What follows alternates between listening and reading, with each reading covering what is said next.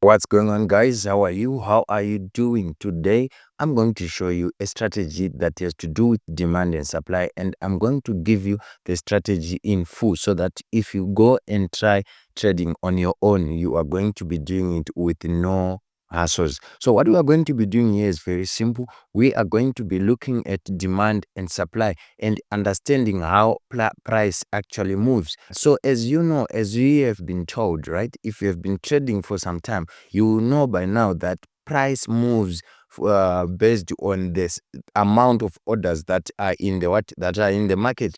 If we have a lot of buy orders, it means that the market will move up like this, and with a lot of sell orders, the market will move. If you have an equilibrium between the sell orders and the buy orders, the market will move in a consolidation phase. So what we have to know is, when you're looking at price, you have to understand that price oscillates from buyers to sellers and from sellers to buyers at any given time, right? If price is moving from this resistance or this support to this resistance here, it will be moving from buyers, sellers, buyers, sellers, buyers, sellers. So whoever is overpowering the other will move the market in the direction that they want. If we have a lot of buyers in this area, it just means that price will go up, right? If you have a lot of sellers in this area, it means that price will go down, and price will only go up if we get to a point where buyers are more than sellers. By that, we don't mean the number of buyers as in 1 2 3 4,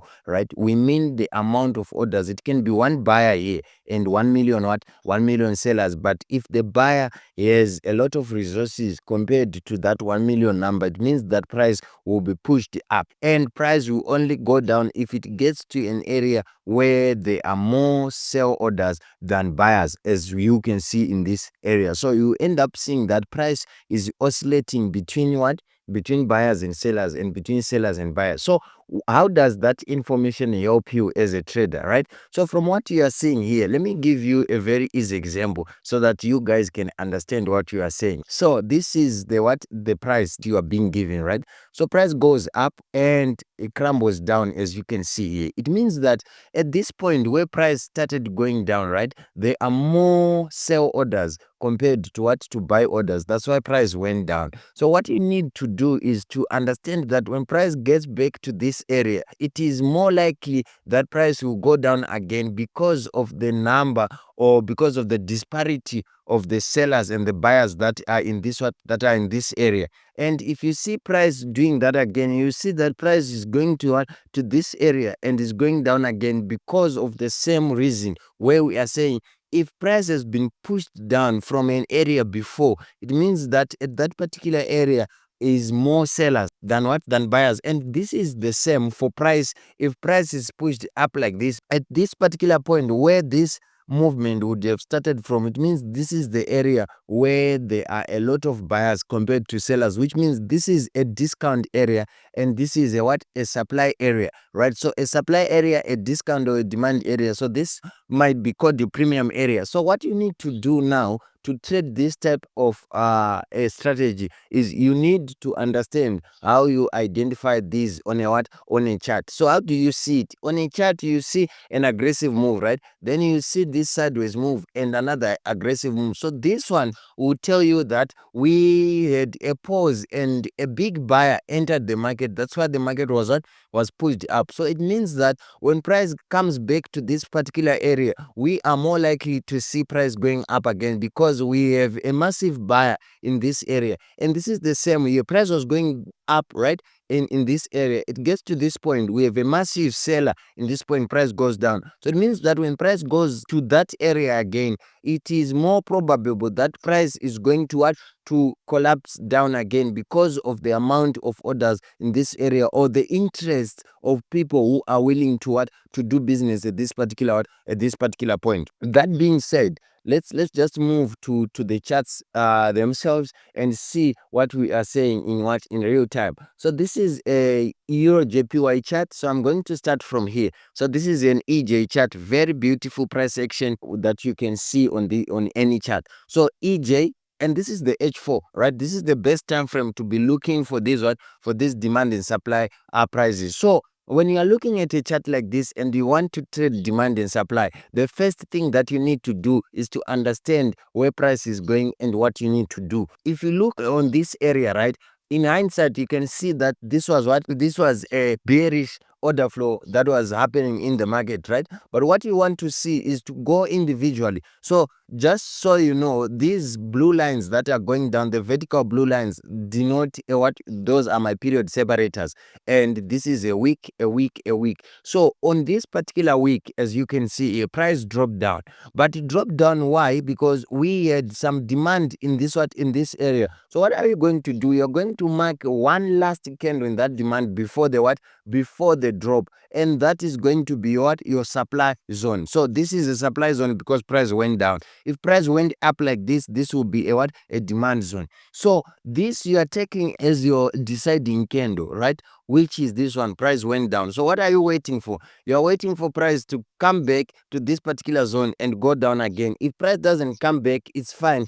You are going to be looking for what? You are going to be looking for more of this, right? So you see price going down again and it breaks structure at this particular zone, right? And I'm going to explain to you what market structure is. So don't worry, the next video that is going to come is going to teach you on reading market structure the right way. So price pounces down, as you can see here, drops, right? And it leaves it leaves a trail. So this trail that it leaves behind is what you are terming as your supply zone. So what you want to see is you want to see price coming back and retesting this particular supply zone that you see, and you see price going down again from this supply zone. And what you need to understand is you need to see price retesting these supply and demand zones only once. So this is what you're going to do.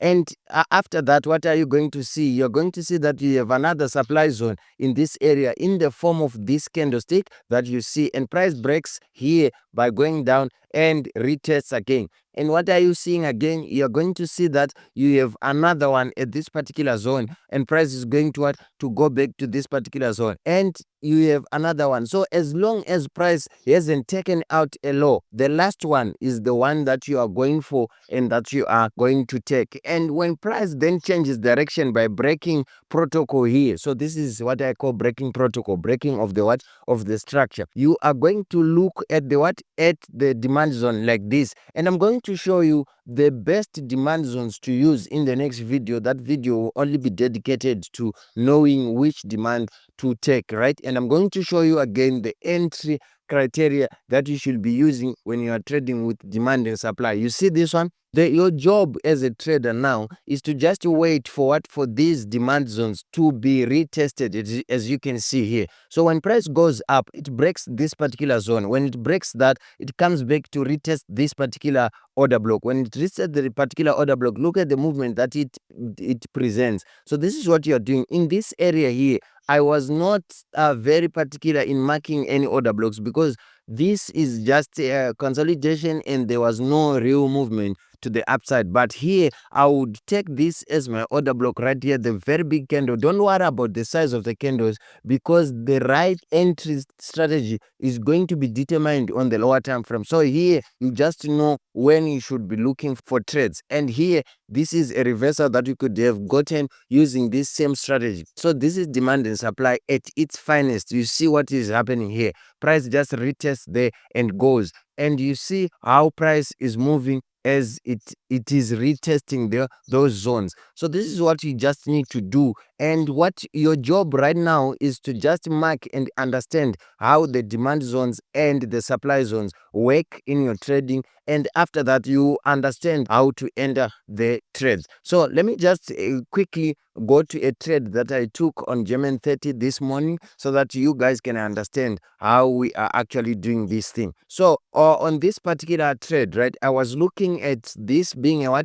downtrend, and this being my supply zone. So I had marked this at the last week here. So this is my supply zone, as you can see. So when price comes back to retest this particular zone, this is how price was moving like. So I will show you the trade itself on the 15-minute. This was a 1-in-2 the risk to reward ratio trade that I took. Here price got into the H4 order block here, as you can see, and price took out structure, broke protocol on the on the M15. So what we wanted to do now is to wait for price to retest and go. And this was my marking, and this was my trade, and this was an easy 2%. And these period separators right now that you see on this time frame are the day separators. So this is how it is looking like. So after doing all that on demand and supply, your trade at the end of the day should look like what you are seeing on my chart here. So I hope this was helpful, guys. I will see you on the next one when we talk about market structure, and the next one after that we're going to be talking about entries. So make sure you subscribe to this channel, you like this video, so that when we post again you will be notified of the trade and you can create your strategy as best as you can. Don't forget, I will see you in the next video. And for those who would want a very good prop firm to use as you trade, I have the links below for funded next. Just make sure you trade with a reputable prop, and the links to funded next are in the description down below. I will see you in the next video. My name is Shocks, and I'm out.